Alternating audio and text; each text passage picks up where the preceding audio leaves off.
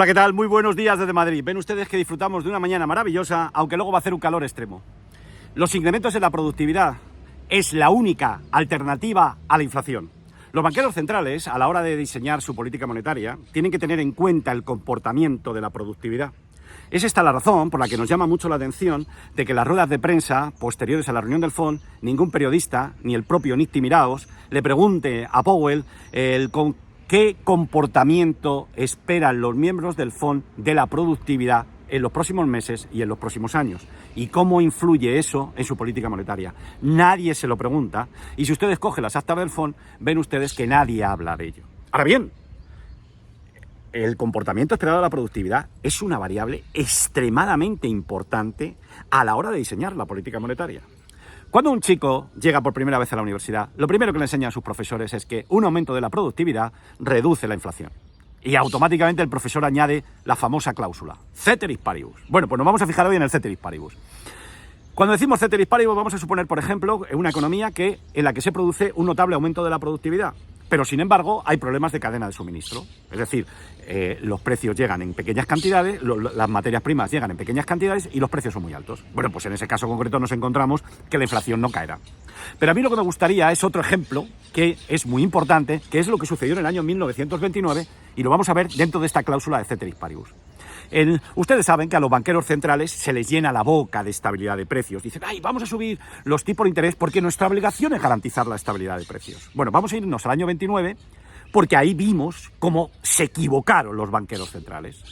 En los años anteriores a 1929, el FED estaba inyectando una gran cantidad de liquidez en el sistema y la oferta monetaria estaba creciendo con fuerza.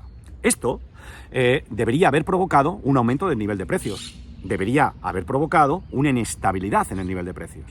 Sin embargo, como se habían conseguido unas grandes mejoras en la productividad, esas mejoras en la productividad que presionaban a la baja la inflación fueron compensadas con el incremento de la oferta monetaria.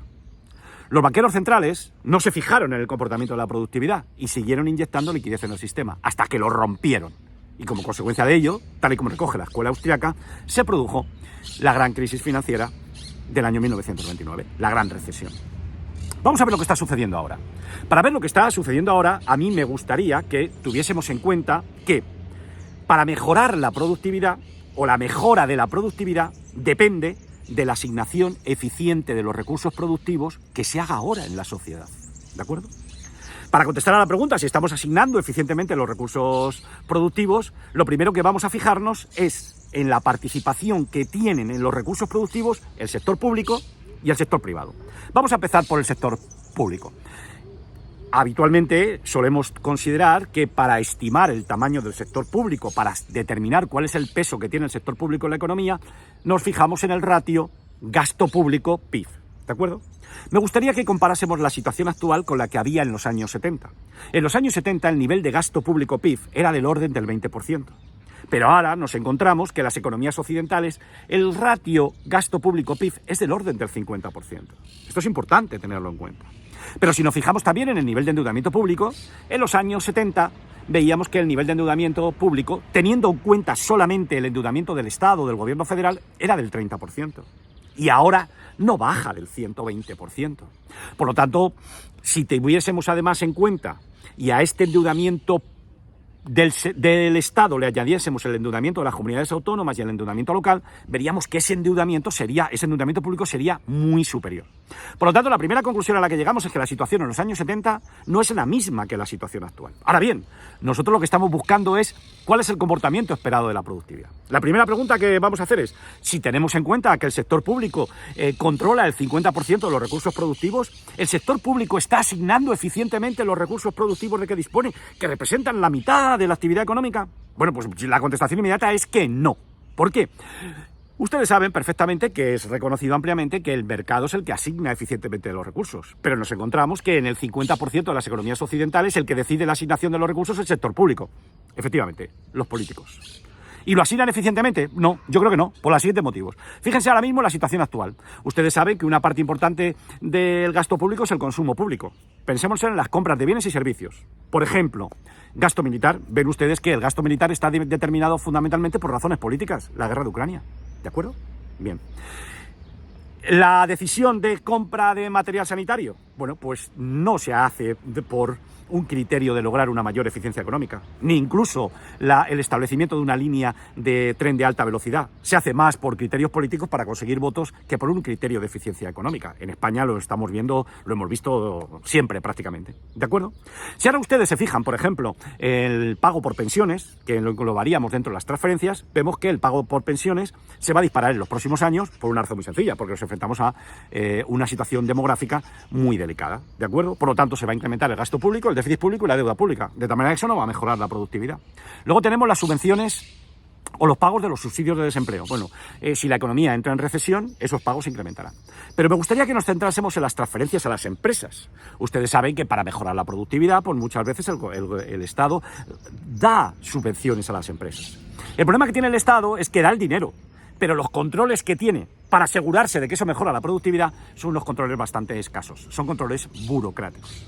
En segundo lugar, nos estamos encontrando que en el caso, por ejemplo, de las deducciones en el impuesto sobre sociedades, yo creo que casi todos los fiscalistas saben perfectamente que no guardan ninguna correlación con la productividad, no la mejoran. Es más, han favorecido que surjan empresas que se dedican a la caza de subvenciones y a diseñar cómo fiscalmente se pueden conseguir estas deducciones de la cuota del impuesto sobre sociedades, con lo cual mejoras en productividad ninguna. Y luego también tenemos que tener en cuenta la creación de empresas ad hoc por personas afines a los partidos políticos que pretenden también cazar subvenciones aprovechándose de que su partido está en el gobierno y les puede facilitar la concesión de las subvenciones. Por lo tanto, desde el punto de vista de las subvenciones a las empresas, yo creo que tampoco van a mejorar la productividad. Y luego nos quedan los intereses.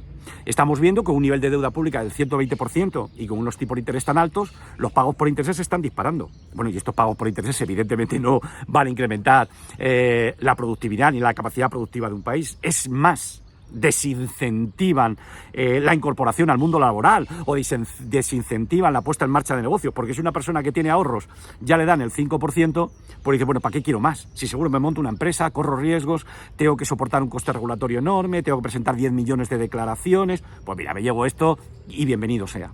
Por lo tanto, la conclusión final a la que llegamos es que el sector público, que decide el 50% de la asignación de los recursos productivos, con esta asignación no va a ser eficiente y con esta asignación no se va a incrementar la productividad y, por lo tanto, la inflación en el próximo futuro va a incrementarse. Y, en consecuencia, los banqueros centrales van a tener que incrementar su objetivo de inflación. Llama la atención que la comparecencia de Powell, cuando le preguntan por el sector público, dice que el crecimiento del gasto es insostenible. Vamos al sector privado. Antes de ir al sector privado, me gustaría que ustedes pensasen en la economía. 50% asignación de recursos deciden los políticos y el 50% lo decide el sector privado. ¿Qué está haciendo Powell? Como les he dicho, Powell al sector público no le hace nada. Es más, han visto ustedes como el Partido Demócrata y el Partido Republicano se han puesto de acuerdo en incrementar el techo de deuda pública. No ha habido problemas. Y no lo han incrementado. Han dicho que durante un año y medio no hay límite. Por lo tanto, se ve claramente cuál es la tendencia. Pero llega aquí Powell y dice, mira, yo con el sector público no puedo hacer nada. Entonces voy a por el sector privado. Y le sube al sector privado los tipos de interés. Por lo tanto, desincentiva inversiones. Y por lo tanto, si no haces inversiones, no vas a mejorar la productividad. ¿De acuerdo? Y lógicamente, como el sector privado tiene que soportar el ajuste que debería hacerse el sector público, el sector privado se lleva el ajuste suyo más el del sector público. Y por lo tanto, Powell no va a mandar una recesión. Y en la recesión no se va a mejorar la productividad. Y por lo tanto, podemos llegar a la siguiente conclusión. En el mundo occidental, el sector privado se va a ir reduciendo paulatinamente y el sector público creciendo. Por lo tanto, la productividad no va a aumentar. ¿De acuerdo? Y por lo tanto la inflación va a incrementarse. Y finalmente nos quedan las monedas. Hombre, yo creo que esto hará que las monedas como el dólar o el euro sean todavía más basura. Y por lo tanto adquirirá protagonismo el oro y las monedas digitales, privadas, como podemos decir el Bitcoin, por una razón muy sencilla, porque está limitado el volumen de moneda que se emita, ¿de acuerdo? Y en tanto en cuanto sea aceptada como medio de pago, tendrá éxito.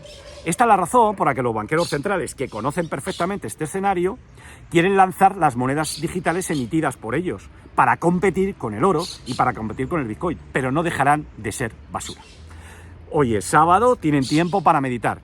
Y que no se me olvide, mañana vamos a hablar de esta moneda que van a lanzar los BRICS, ¿de acuerdo? Y vamos a hablar de la situación de China.